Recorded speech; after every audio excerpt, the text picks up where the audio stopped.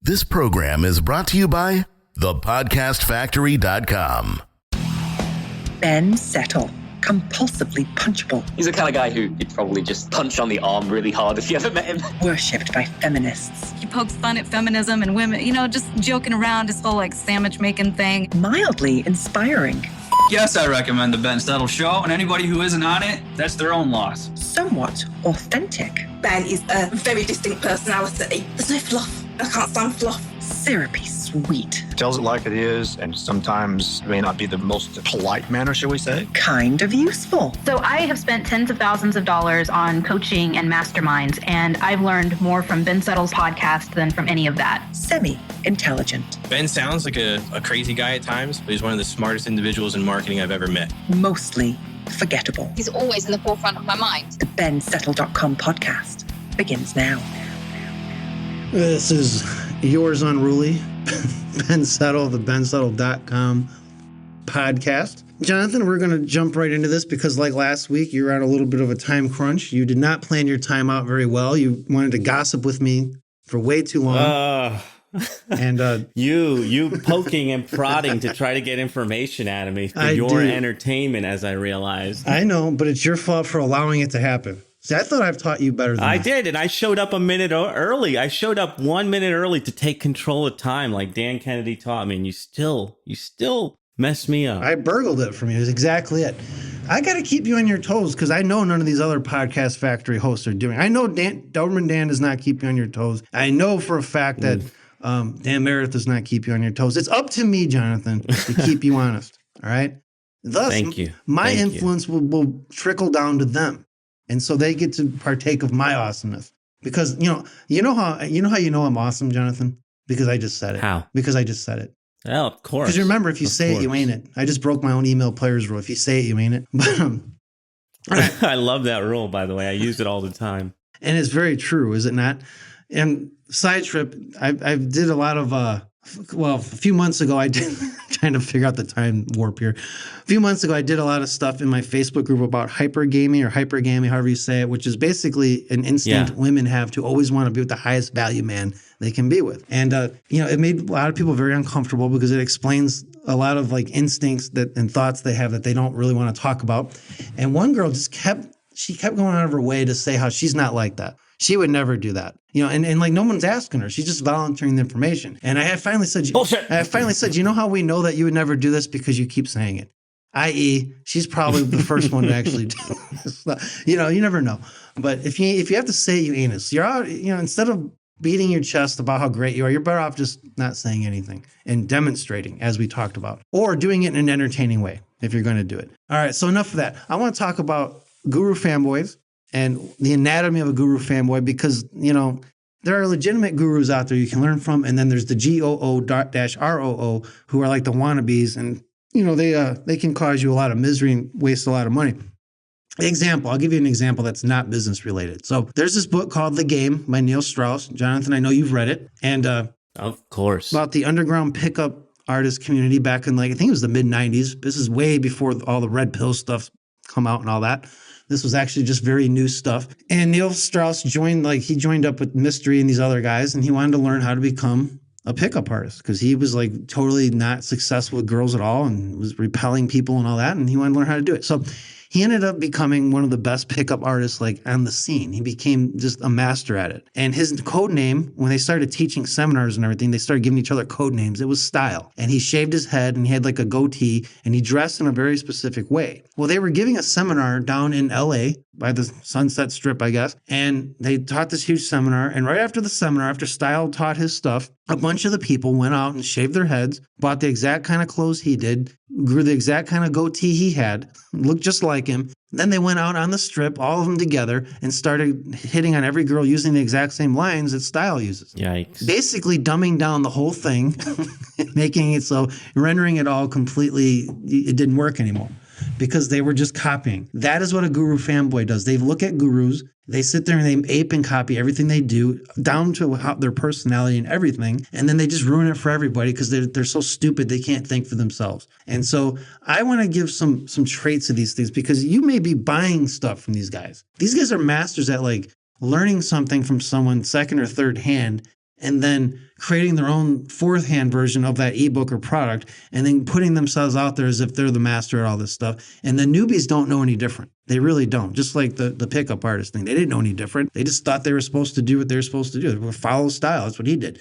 Instead of thinking for themselves and applying the principles, they went it all tactically. That is what they do, Jonathan, in the marketing world. So here are our 5 little signs of a guru fanboy. This is how you can tell you're dealing with one. One is all they do is they follow trends. They find a trend and they follow it. They don't ever think for themselves and they never try to stand out. They never try to have an original contribution to anything. All they want to do is they look at, oh, this is trendy. Let's do this. Oh, Snapchat is trendy. Let's do it. Remember when Snapchat was real trendy like a couple years ago after a traffic and conversion where I guess Gary Vee talked about Snapchat. Suddenly everybody's on Snapchat.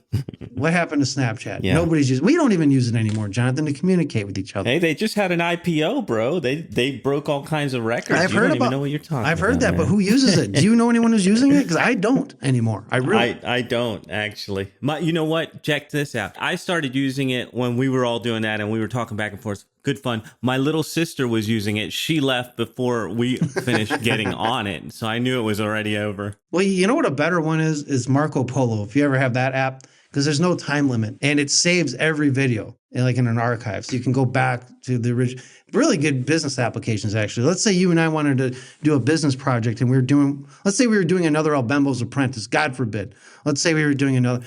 We would have an archive of all of our conversations going back to when we started. So there's a lot. I don't know. That's called email, Ben. It's a very interesting app. That's all I'll say. I think it's much better, and it's free. Oh God! So anyway, he's breaking his own rules, folks. Yeah, well, okay. Trying to get me on a new trend. What?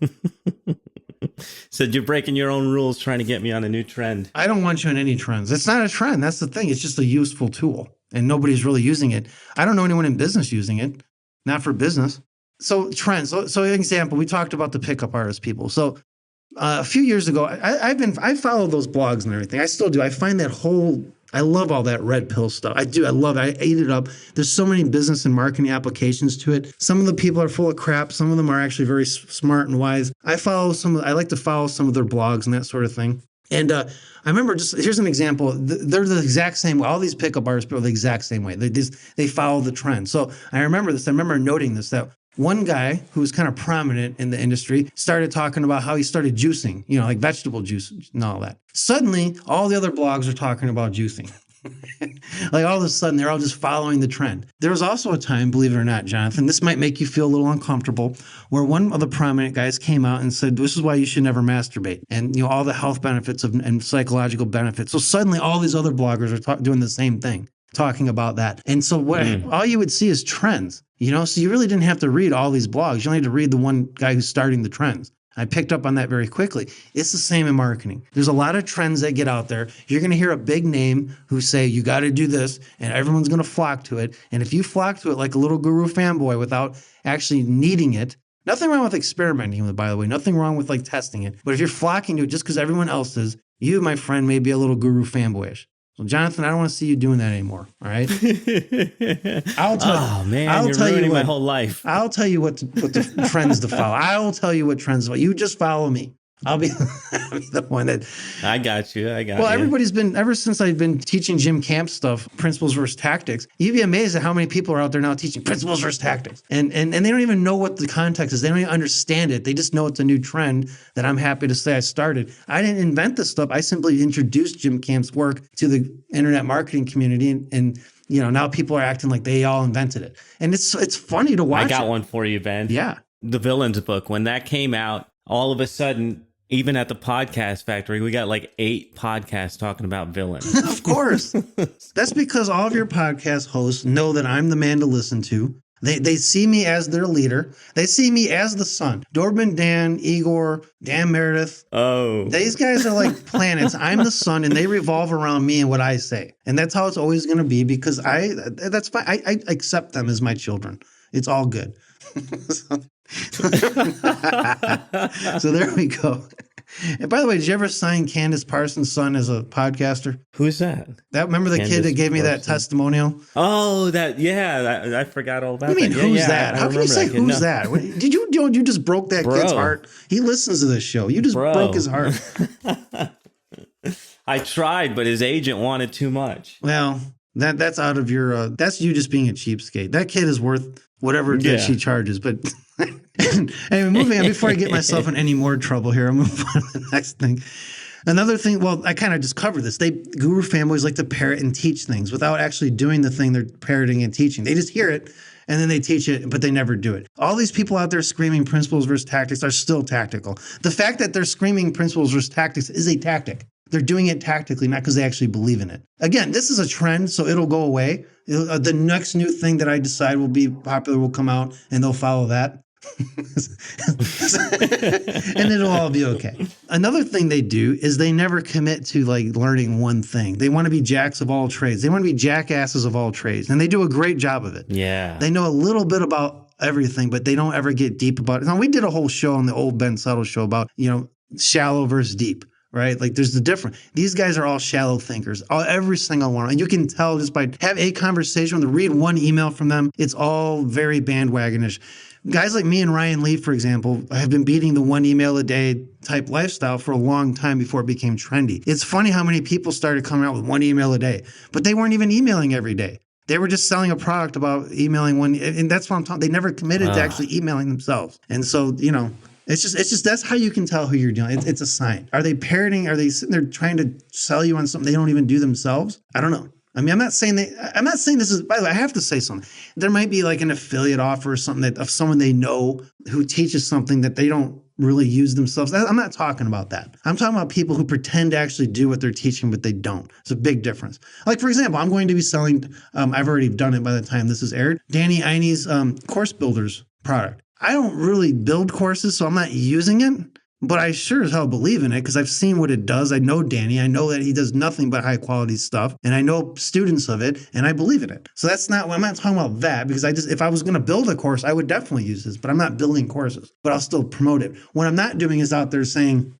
I build all these courses and here's how, and I never build courses, like these one email a day people. So finally, Jonathan, and I'm sure this will happen after this golden episode, they get mad when you call them on them being guru fanboys. So, or if you do anything that kind of rattles them, they get really mad. They'll start like cursing you and profanity and all this. Example. So now everyone on my email list knows if you scroll to the bottom, I have a link to a letter my lawyer sent to somebody who ripped off one of my emails, basically, to discourage people from wanting to be lazy little loser guru fanboys and copy and paste people's emails and actually think for themselves to make them better people. One guy sent me a very long, just out of the blue, this guy. Man, this really speaks to the kind of person you are to even put a letter like that up there. You don't see Frank Kern doing stuff like that. Of which, oh God, when I tried to contain my laughter with that, I never did. I just never bothered writing him back because it was such a stupid comment. He got mad because he wants to swipe and steal shit, and I'm saying you can't do it. That's the only reason he got mad. Guru fanboys hate that. They don't want to be told you can't just swipe and steal. They want to be told that it's all paint by numbers.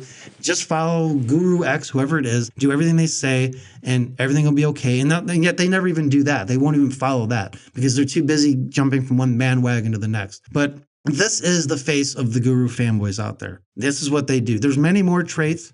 And in future episodes of the bensettle.com podcast, I will let you know many more of them. But for now, avoid people who follow trends, who parrot and teach without doing, who never commit to anything, and they just jump from one bandwagon to the next, and people who hang out in marketing forums all day and that sort of thing. I forgot that one, Jonathan. I'm looking at the list.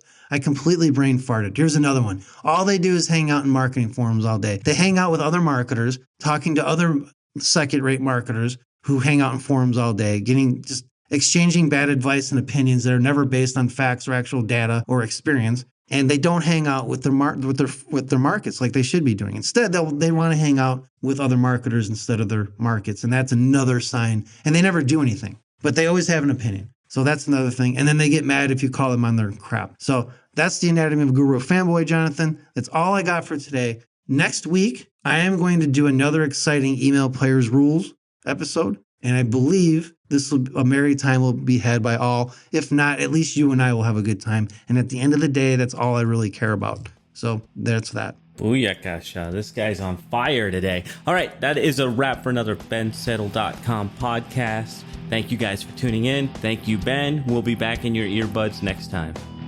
You've been listening to the bensettle.com podcast. To get your hands on a free issue of Ben Settle's prestigious $97 per month email player's newsletter, simply go to www.bensettle.com. This is the podcastfactory.com.